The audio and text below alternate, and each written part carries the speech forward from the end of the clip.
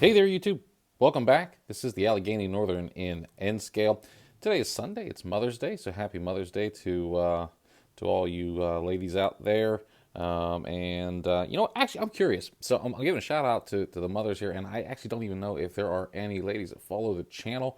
I'll tell you what, if you are a uh, lady, whether you're a mom or not, and you're following the channel, leave a comment down below and let us know that you're here. I know there's a lot of times the comments and the innuendos on this channel are typically guy oriented. I think mono railroading is typically a guy hobby, but I do know that there is the rare diamond in the rough, the rose among the thorns, whatever you want to call it. And I'm curious to see if there's any following the channel. So if you are a lady and you follow the channel and you like the antics that are on here, why don't you leave a comment down below and just say hi. So, that gets into something here.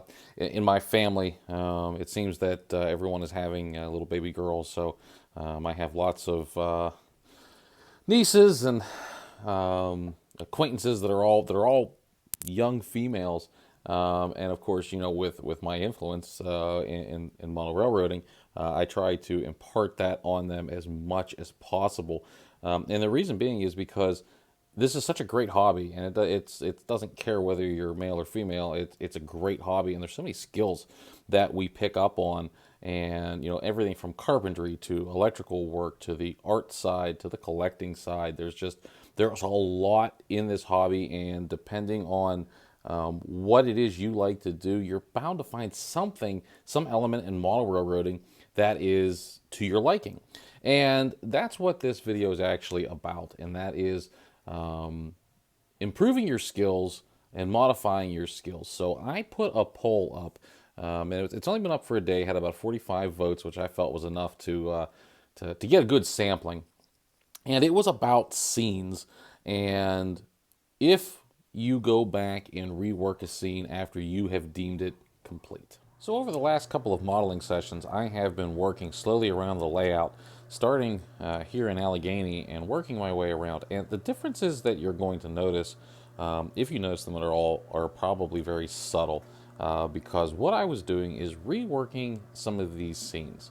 And that might be simply resetting trees that had gotten knocked over, cleaning up some of the scenery, adding static grass, whatever it is. But the point is, I was going back over the layout to update some things that, well, didn't quite live up to what my expectations are for today's model. So if you look off to the left here, where you see the number one main, it's on the outside here.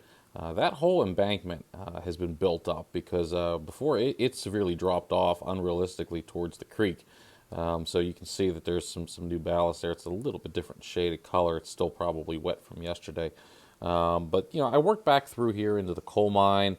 There's now a gravel road here. Before it was just that brown dirt, didn't really look right. And now that goes all the way around the unloading shed here, and reworked some of this ballast here to give it a more realistic profile along the tracks. And that also included adding this gravel road here. There was always a road there, but it was sort of muddy and dirty, and that's not really what a maintenance road would look like at a power plant. So, spent some time working on things like that, and I came all the way around the layout, and I'm actually up to, I'm past all of this area here, rebuilt some of this scenery here, kind of finished this area that's been largely undone, although I still need to add the water down here, but the stones are still wet from yesterday, so they haven't dried yet, so got to wait here.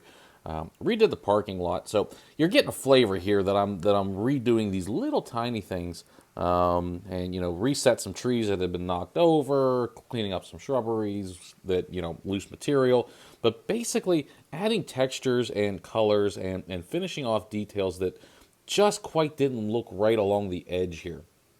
Adding most of the scenery stuff that's getting added to finish these scenes is it's just that it's scenery stuff. It's not vehicles necessarily or structures. It's the grasses and the ground textures and stuff like that to make them look more accurate and more done. Okay, so to the results of the poll. So about 45 people at the time that I looked at it this morning had weighed in on this poll, and the overwhelming majority, it was almost 80%, said that yes, you go back and you rework scenes. And that gets me into the main topic of today, and that is that your skills, all of those various skills that I was talking about, the carpentry, the modeling, and stuff, that whatever it is that draws you to the hobby, the more you do the hobby, the better your skills are going to get. You're going to develop them. So whether it's weathering your rolling stock and locomotives, whether it's adding scenery or composing a scene, everything you do is going to get better the more you do it. So can you complete a scene? Especially if you got a small layout, absolutely you can complete a scene. But that doesn't mean it's going to pass your standard all the way through to the end of the layout's life cycle, or the end of your life cycle, as it may be, because some people keep their same layout forever. But it's not a defeat to go back and say, I can do this scene better. And there are certain scenes on your layout that will be iconic scenes that will last absolutely forever, and you will never touch them again because the first time you got it, you nailed it, and you don't need to go back. But a lot of them are going to change. And so I'm going to show you what I'm doing just in this small section here. This is one of my transition scenes. So when I go from fall into the winter scene, this was the first transition that I did, and it was nice because I had a natural break here with this river and the bridges. But as you look back here, you can see that there are some fallen trees back there, and there's some scenery problems. For instance, like this tuft of grass here, it's not like the scenery, it's sitting up above the scenery, so you can very clearly tell that this was added and it doesn't blend nicely. There's some missing ballast here. So all of these little things that, for the most part, if you're not looking for the details, you can look over and it's not a big deal. But when you start really focusing on the layout and looking at it, they stick out like eyesores. Like some exposed, what looks like pink board right there. Yeah, that doesn't look very good, now does it? So I'm going to show you some little things that I was doing to this scene in particular, just to get it up to par with what I feel is today's modeling standard for this layout. Okay, so when I come into the scene to make the repairs and upgrades, first thing I look at is what did I break? And I've got some trees that are leaning here. Now this one is not broken, and he's just sitting in a hole that was crooked, and so he doesn't want to stay. He just want to stay at the angle that I need him at. The guy in the back here that was kind of stuck to him, he's obviously fallen out of somewhere, and I don't know where exactly, but there was a tree back here, and he's no longer planted. Actually, I found the hole right there. How about that? For what I do here, it's just a matter of finding your white glue and finding something to punch a hole with, and make sure that that you can get the trees planted back again for another time. So we're going to get the damaged stuff fixed first. So redoing a scene might just be, hey, I was in here and I was working on something, re-railing a train, whatever, and I knocked over a whole slew of trees. And so it might be as simple as going in and fixing that, or knocking over a building, knocking over vehicles, people, something on your layout. So first things first, let's get the trees replanted. Let's get the basic scenery built up. The next thing I'm going to do is you're going to notice a lot of loose scenery material here. And that is just stuff that has fallen off the tree, stuff that wasn't properly adhered. So I'm going to take a vacuum. I'm not going to make you watch me vacuum the layout, but I'm going to clean that stuff up so that we're starting with a clean slate for our upgrade. Okay, so the next thing I look at is the track. Now, I have a condition that some of you will have and some of you won't have, and that is if you are using a pre-molded ballast, like the Unitrack, or I think there's a Atlas version of it. I think it's called Snaptrack. Not 100% sure on that. And then I know Bachmann has their Easy Track. Kato is the brand that I use. I really like it. It's really good track. And after I found this stuff, it was probably 2 or 3 layouts ago, and it was actually before I bought the house. So we're going back a decade plus, but I found it in a store and started using it, and now it seems like everybody's using it. So I consider myself a trendsetter there. But in any event, I have this issue that pops up every now and then, and it's an expansion and contraction issue, and that is that the ballast separates from the plastic, and you get this crack because obviously this ballast is all glued together, and it's obviously good because it stayed together. But this expansion and contraction, now I've got this ridge here that's unrealistic, and then I've got this crack here between the plastic and the actual ballast that's unrealistic, and so this whole area needs to be cut down and regraded. So you're going to do this repair the same that you would do a piece of track removal for Cato. I'm not going to show you that because it's pretty rudimentary, but the process is I'm going to wet this with, you can either use an isopropyl alcohol, or you can use water with a dishwashing detergent, something to loosen up the white glue that's holding the ballast together. So loosen that up, scrape that away, and then we're going to put in some new ballast right here. Okay, so this is the result of me scraping out the ballast. You can see I've got a nice clean cut there. Everything's been vacuumed up, and just used a utility knife and with a good sharp blade, and you can still see the ballast stuck on it. And I just scraped it down and gave a nice little cut. So I'm trying to minimize the damage I do to my adjacent scenery because by and large I don't want to change any of that. And now I've got a nice area where I can put some ballast, and then I can reprofile it to match what I need to do. Okay, so it just so happens that we're working on the winter scenes, and I did the whole how-to on how I do the winter scenes, which is a lot more involved than just dumping dry plaster or leaving exposed plaster so that it's white underneath your scenery base. And if you want to see how I do this, you can certainly, and I encourage you to go back and look at how to do a winter scene. But so what I've done here already is I've repaired the ballast. In the syringe thing here that I got is a mixture of gloss medium, because that's going to give me a shine. So you can use Mod Podge or Liquitex or whatever you have. And I've already actually secured this ballast in place. This is the new ballast that we've put in. But I'm going to hit it a little bit with this gloss medium because it is going to give it a shine. So it's going to give it a wet, kind of icy shine, and I don't think you're going to pick it up on the camera. But it does look different than just regular white glue when it sits in there, and it gives you that almost a blue tint. And I'm using this because it will look like ice when it's done. So what I want to represent here is cold frozen ballast. And I've already got this held in place, like I said, with white glue, so this is sort of an extra step. This is more for the appearance than it is for the actual holding the ballast in place, but you could use it for that as well. I've mixed myself up some ice, and that's with the AK Interactive products, and I'm just going to put it in here where I want to sort of blend the scenery a little bit better. So I don't want this to be snow because this is not a snow area. This is some place where I'm just going to have some slushy ice that's left over, maybe ponded up against this scenery. And I'm using it against the grass here because I want to hide that edge a little bit better.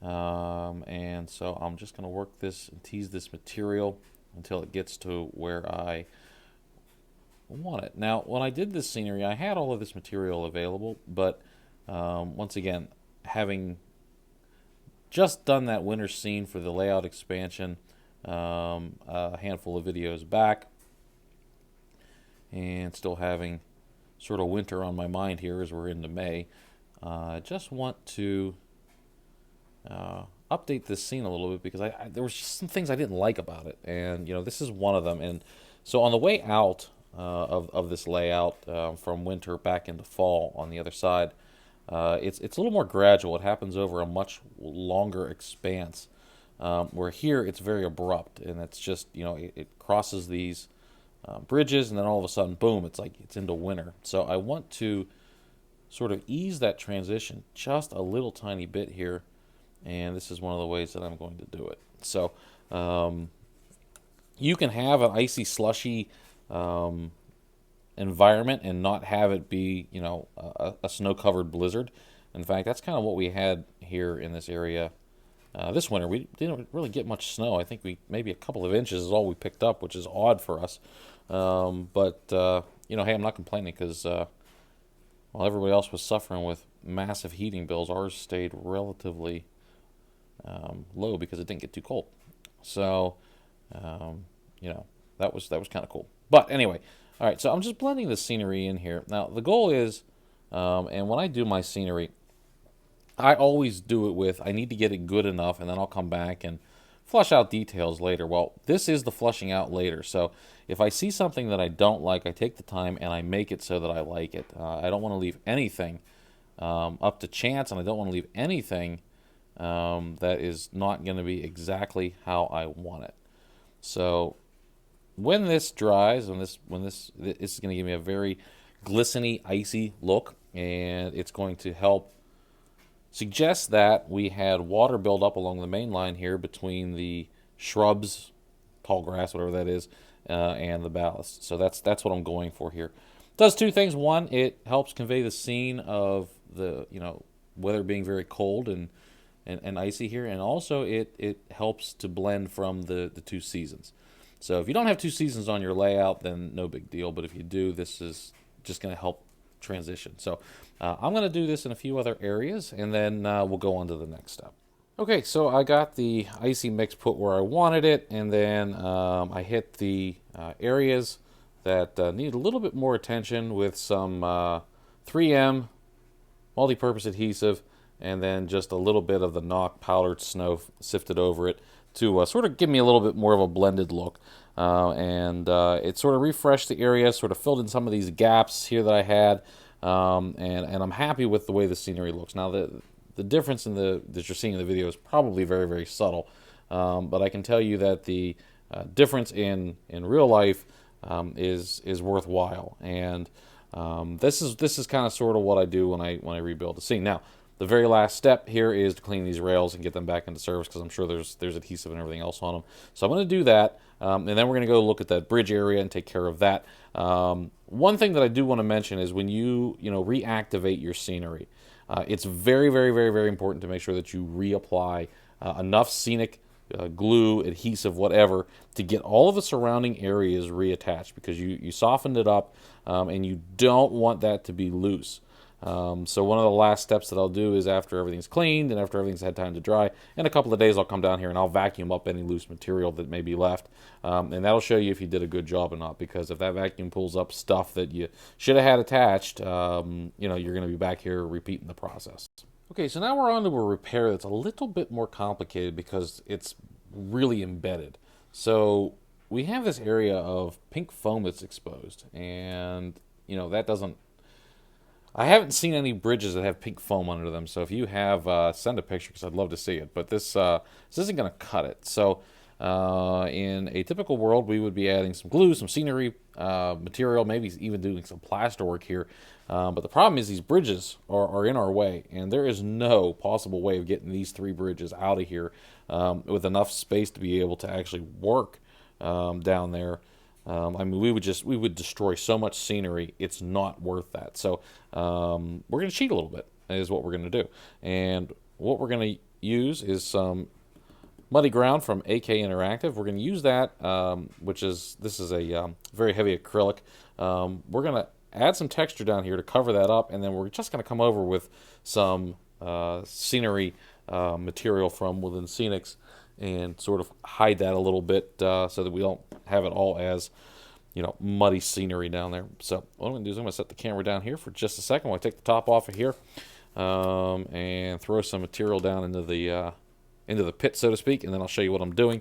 But if you've watched my other videos with this stuff, you know what it is, and you know what it does. And basically it's just a very thick, it's like a paint, but it's also kind of like a Mod Podge type deal. It's just very thick.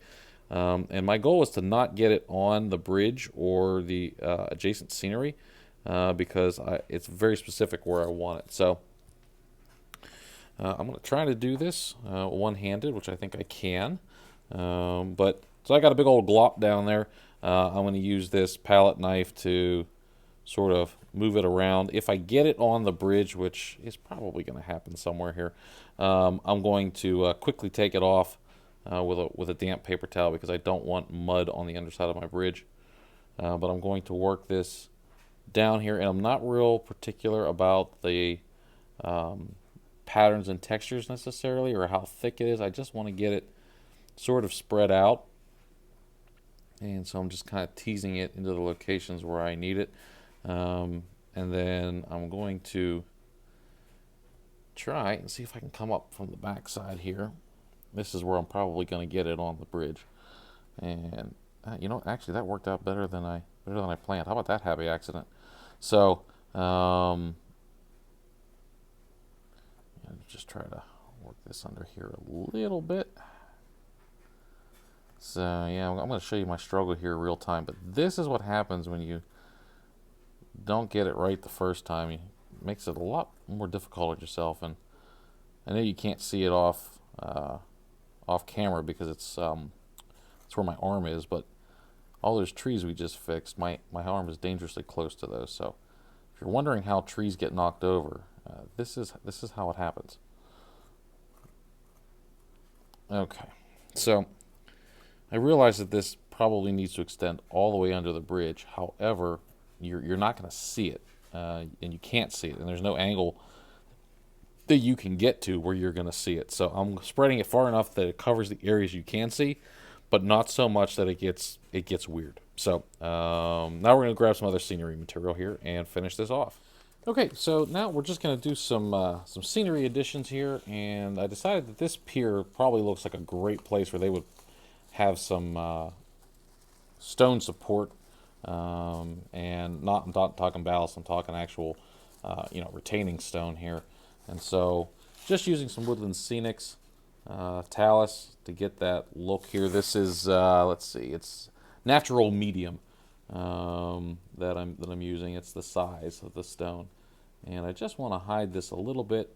I'm pressing the stone into the acrylic base that we put down, the AK Interactive stuff, and I'm going to come over it. I've got now natural fine, so we're going to just do a little bit of that in here before some of these stones have sort of drifted down into the river, and before I seal everything, because I don't want them to get stuck in there, I will clean that up. So once again, just when you're working around these existing structures, you sort of have to do some things that are not, they're not natural, I guess. You have to bend in some weird shapes and stuff, but that's the price you pay for doing this.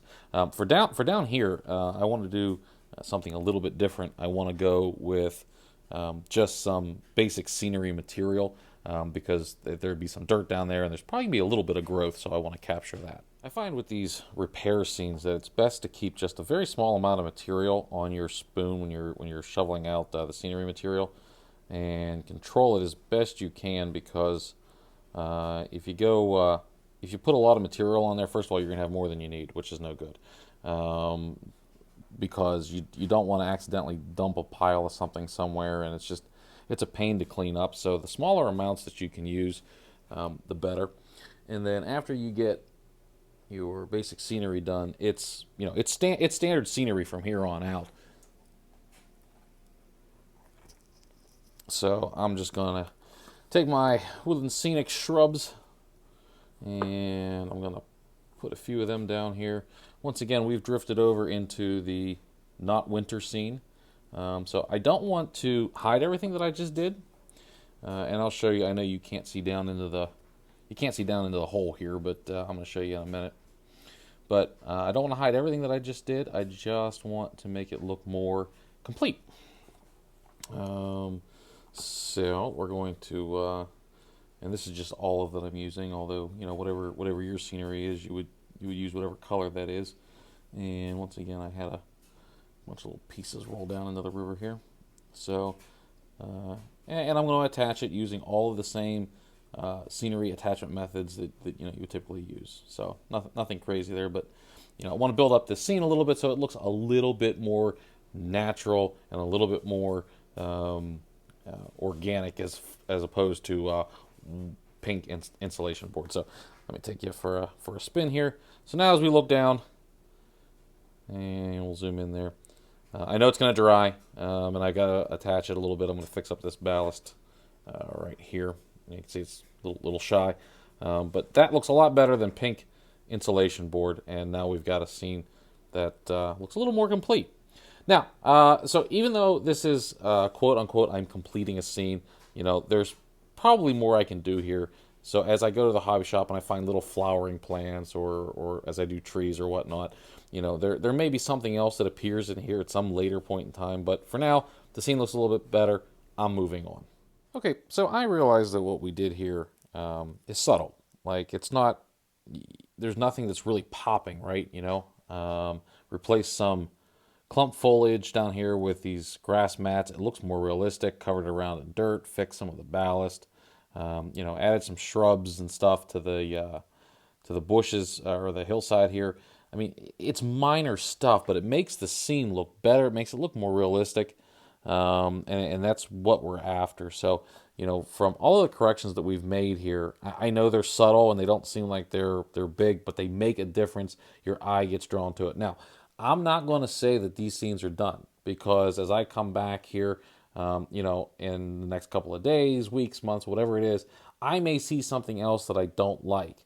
I might want to add a little more static grass somewhere, or maybe a few more shrubs or rocks or whatever it is. So this is not something that you sit down and you go, I'm going to go and I'm going to update the entire layout and be done with it. No, no, no, no. This is a phase thing. This is a layer thing. So I'm going through. I'm fixing the obvious things that I don't like right now, and then as the muse strikes me, basically, I will come back and I will look at my previous work and say, yeah, that looks pretty good. Now it doesn't look real good, and I will make changes based on that. So, some things I wanted to show you real quick was just, make sure you get your stuff glued back down real good. Make sure you really take care of the areas around it. Make sure you get your scenery reattached somehow, and then always, always, always come over with a track cleaner at the end and get your tracks re-cleaned. Because if you're working in an area, and I don't care if you're near the tracks or behind the tracks, in front of the tracks, whatever it is, always clean that area as soon as you leave. It's a huge pet peeve of mine when you have trains that you can see the headlights flashing on and off, and you can see that the trains are real jerky. There's some guys on here that I see, they post videos, they've got these beautiful layouts and it's all thought out, and then you watch their videos and their trains are sputtering, and it's like, oh man, like everything you just did was killed by the fact that your trains don't run smooth. So to avoid that, get your layout cleaned as soon as you're done working on it, and as soon as you notice a dirty area, get that taken care of right away so that you don't have that jerky motion in your trains. But so anyway, that's what we're doing here. I'm gonna keep on plugging around the layout, updating things as I see it. But for those of you who are not finished with your scenes, no worries. I just finished this scene for today, and it's not finished. So we'll be back, I'm sure, at some point here in another video.